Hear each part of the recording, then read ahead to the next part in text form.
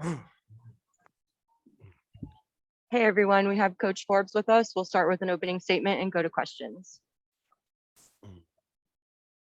Thought Miami came in here today and just played harder than we did and wanted to win more than we did. Wong and McGusty were unguardable for us off the dribble.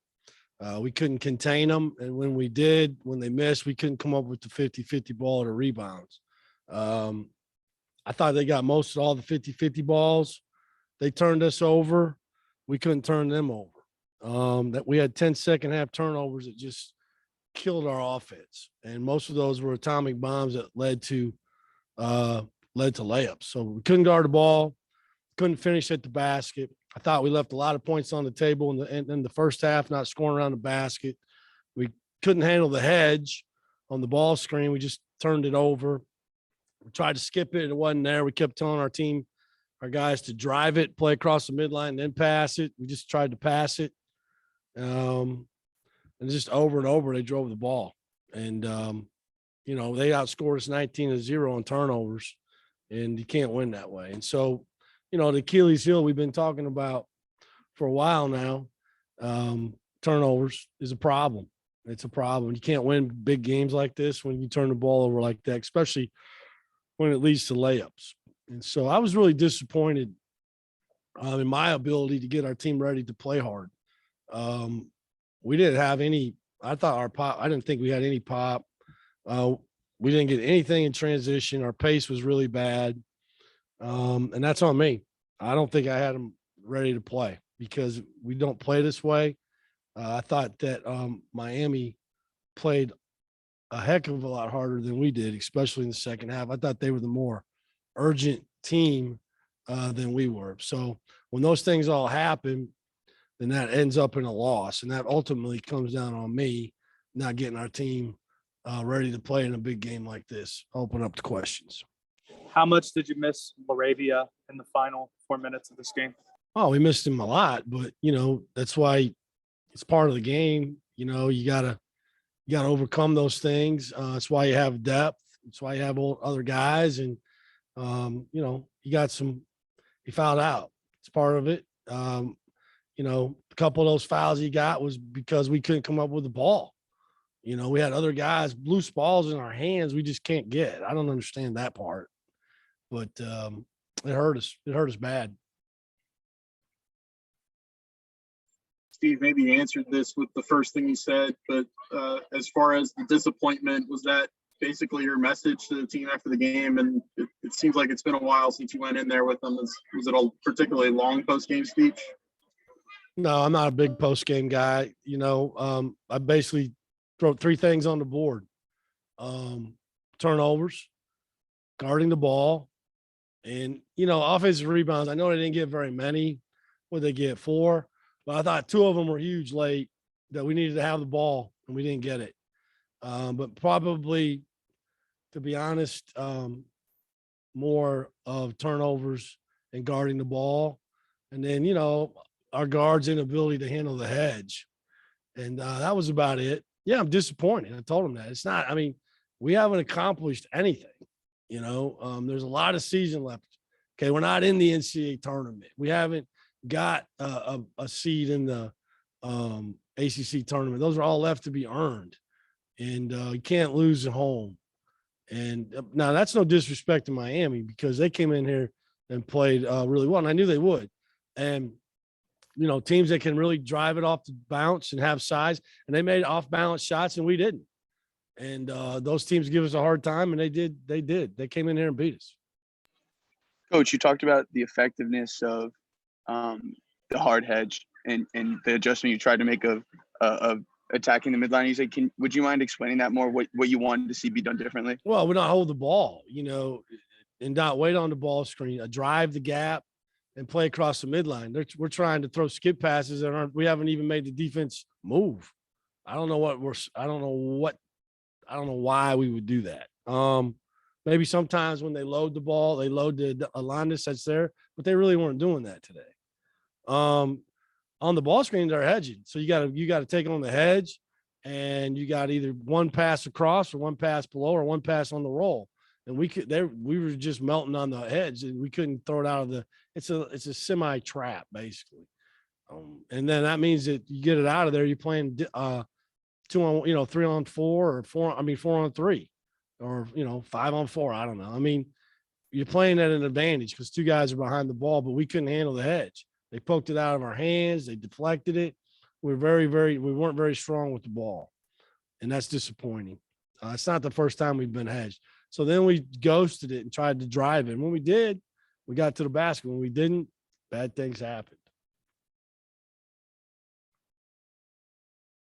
Steve, you mentioned talking to them saying you haven't earned an NCAA tournament spot yet. Obviously, that's something on the horizon. And at Duke, that's a quad 1 win, and there's not a lot of opportunities to get those the rest of the way. How big of a game do you suspect that's going to be for your group? I mean, I don't think it's any bigger than any of the other ones, to be honest. I mean, I know people look at that, but if you just win, we'll get in. And, today was a game an opportunity to get a win, and we didn't do it. I'm not going to put anything any more, any less on any game. Steve, what do you kind of address as the main ongoing issue with turnovers? Is it kind of different issues in different games? It sure feels that way. It seems like we get one fixed and then another hole in the dam opens up. You got to plug your finger in that one. Again, some of them are careless. Some of them are just not being strong with the ball. Some of them are making passes that aren't there. I mean, but I can think of some passes we just dropped, or again, today it was more on the hedge. We just acted like we've never been hedged in our life. And we have, many times. We spent all summer and all fall hedging in practice. It's physicality, it's willingness to give it up, being strong with the ball, fake and make, pass it out and play. And we didn't do it. But yeah, it seems like, some of the same guys, but then some of it not, and it's like, it's all over the team. It's not just 1 or 2 guys. It's pretty much everybody, doing it.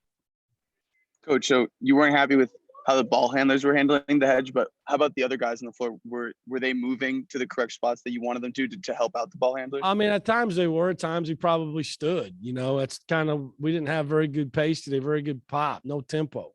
But typically, you want to try to have a guy in the middle or one across or one down. And were those spots always filled? Probably not, but there's somebody there open, and you got to be able to strong enough to step through it. Typically on a hedge too, you can just beat the hedge guy, just turn the corner and beat him. But we just picked up our dribble, and that's another problem is picking up your dribble in the hedge, drive it. And it got to the point I didn't even want them to. I mean, we probably set too many of them, to be honest, because they couldn't handle it.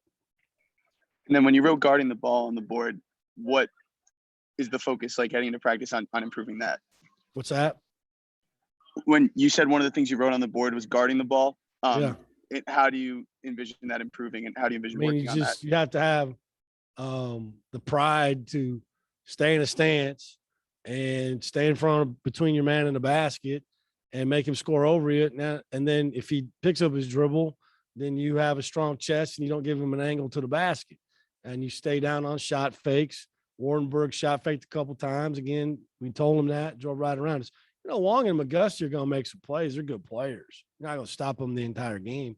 But when it's game time, you got to find a way. They just went and made plays. Does anyone else have any more questions for Coach? I have one more quick one, Megan. Coach, you said at the start of this that you thought Miami came in here and just played harder than you guys did. How many times have you left the game this year feeling that way? Maybe today. I mean, I hadn't really felt that way. I'd have to think about it, but off the top of my head today, where I really felt like they just played harder, man. And they had more urgency in the second half. And I thought we left points on the table in the first half.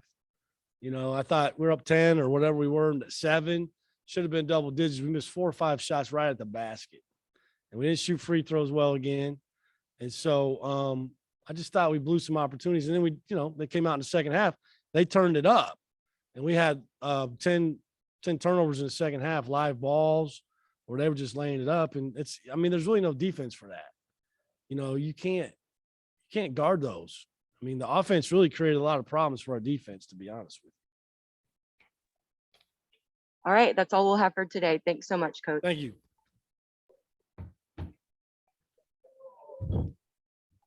Okay, everyone, we have Isaiah Mucius. We'll open the floor to questions.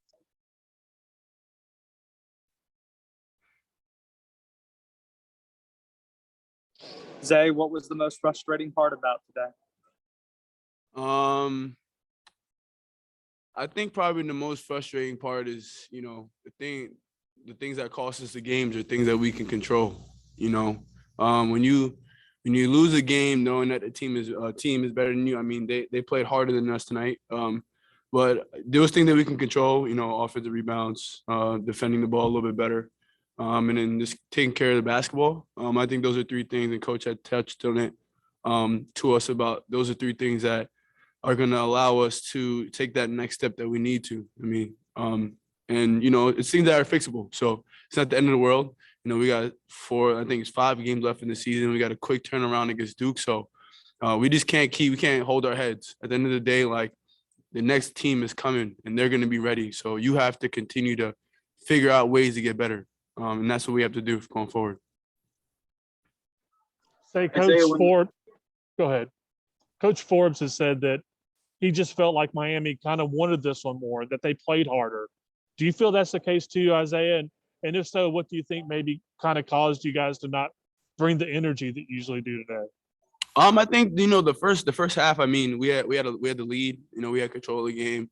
I think we got too comfortable. There's been a couple games where we've done that, and we've ended up winning the game because we go on a 16-0 run, a 9-0 run. We get some stops, and we just kind of stop playing around. But tonight, they took advantage of that and us getting comfortable. And I think that's just something that we got to work on as a team. And we talk about all the time of times when we know we can close out games, and sometimes we'll kind of play with the ball a little bit. But going into the next game against Duke, it's Duke, so you can't really have no mistakes. So we got to make sure when we get that lead, we capitalize on that, and we continue to capitalize as much as possible, and limit those mistakes on both ends of the floor. Isaiah, when the rash of turnovers starts, is it just a confidence thing that leads to a bunch of them like we've seen in the second half today and in other games? Sometimes I think we speed ourselves up. I feel like at the end of the day, we've showed that we can score with the best of them when we take our time and we do what we know we can do. When guys start to pressure, they were trapping ball screens a little bit today, and it sped us up. So we were kind of moving a little bit, not on our pace offensively. It created some turnovers. When we're playing our pace and we're playing the right way on the offensive end, we look like a well-oiled machine. But tonight we are a little bit stagnant, and it's something that's super fixable. And I think we're going to next practice and then Tuesday, making sure that we're ready to go. Zay, what makes Isaiah Wong and Cam Agassi so difficult to defend individually and as a team? They put pressure on the rim every possession. Every single possession, they're trying to put pressure on the rim. They're going to take a lot of shots, and some of those shots are going to be tough shots, and they'll go in. I credit Isaiah Wong. He had a tough one at the end of the game. I feel like I guarded that the best I possibly could. Made a really tough high bank off the backboard shot. When you're putting the pressure on that rim more and more during the game, you'll gain confidence. And those shots that are really highly guarded, you'll have confidence to make those. So, they're great players, and they're doing a really good job for their Miami team. Anything else for Isaiah? Zay, was Miami doing anything really complicated on the defensive side of the ball to make it more difficult for you guys? I think other than them trapping the ball screens, they didn't trap us on ball screens last game. They trapped the ball screens a little bit more. So I don't think we were ready to rotate a little bit when the ball screens got trapped. So I just think, going into next game, being a little bit more strong with the ball, being more aggressive when we get into those ball screen, situations when we do try to trap, try to go around the trap a little bit better. And that's really it. So. All right. Thanks, Isaiah. Appreciate it. Thank you. Thanks, everyone.